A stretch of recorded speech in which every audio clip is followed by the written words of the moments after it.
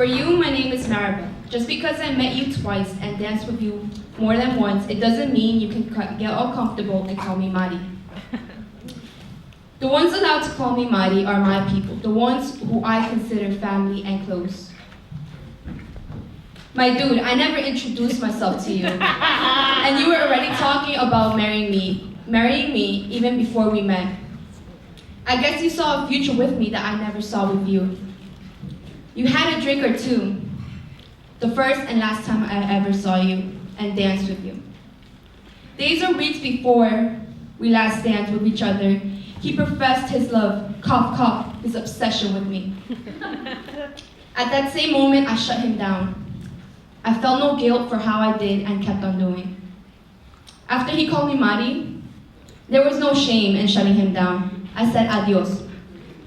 Now, Mari is an apodo, nickname, given to me by my family.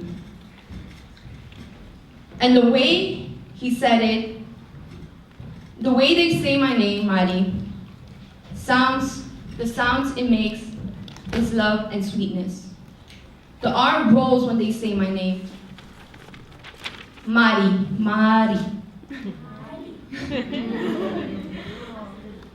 I got used to hearing my apodo, and I didn't mind being called Mari. But without any self-introductions, he thought it would be cute and smart to call me Mari. He tried to look into my eyes like there was no tomorrow.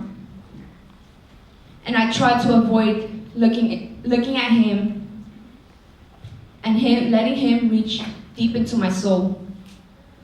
Yes, I want love, but not that type of love. But not the type of love family gives. I wanted that second type of love. That love that is given by someone else. But I did not want his love. The way he said Mari was the way I never heard before. The way he said it was the way that I wanted the person who I truly loved to say it. He called me Mari like if I was the only person in his sight and in his heart. But my love did not correspond to him. The day we had our last dance, before I left, he held my hands tight, like he didn't want me to leave. But of course, I pulled my hands and left him there. Walking without looking back and feeling shame that I destroyed his illusions and hopes of ever having a chance. That same night, something changed in me. It wasn't good.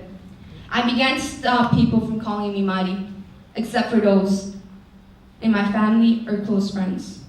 I hated the fact that anyone could just simply say Mari, like the way he said, and looked at me. I eventually said we could maybe be friends, but then he had to go and ruin that one connection he had to me. He simply had to text me that he wanted a future with me and that he loved me again. I guess what I did was not enough for him to realize that I did not want him. At a click of a button, I blocked him. I've had enough of his persistence. I never left his mind up until this day, and I know that for sure, since we last encountered each other. He spoke to his friends and told them I was the one. Funny thing was, he never crossed my mind up until that day. At that party where I last saw him again and had to remember everything.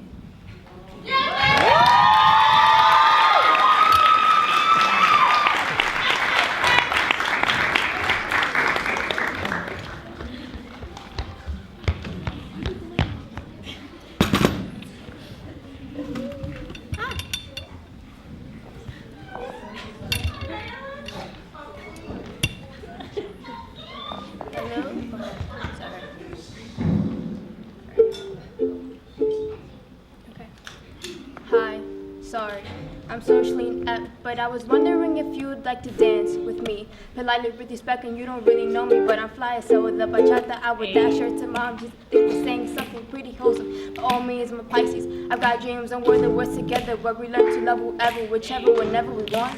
And we'll love will have peace, and that's the main dream, really. Sorry. I've had too many encounters with people sometimes to make me wish I was a nun. But I'm really good at scaring them off. I tell them I voted for Trump. I tell them I hate Fortnite. I tell them I grow avocados. I tell them I thrift for flannels. I tell them I have strength and pride shooting from my fingertips. I tell them that I'm a raging feminist. Sorry, I tell them because I PMS that I sometimes cry to Nickelback, and sometimes I simply tell them that I'm not into men. Some of them are very persistent. You know, this one time someone told me, "You've never been with the right man." That doesn't always end well, now does it? Hey, let's talk about war. It's a deadly game to prove that mine is bigger than yours. And it's what made America great for sure. Let's make it great again. Let's get war with other countries. Let's control the female body. Let's go walls instead of schools. These are my teachers, not to fight.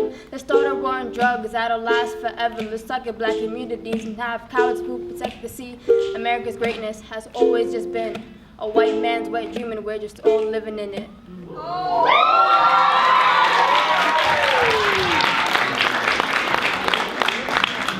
You're still listening?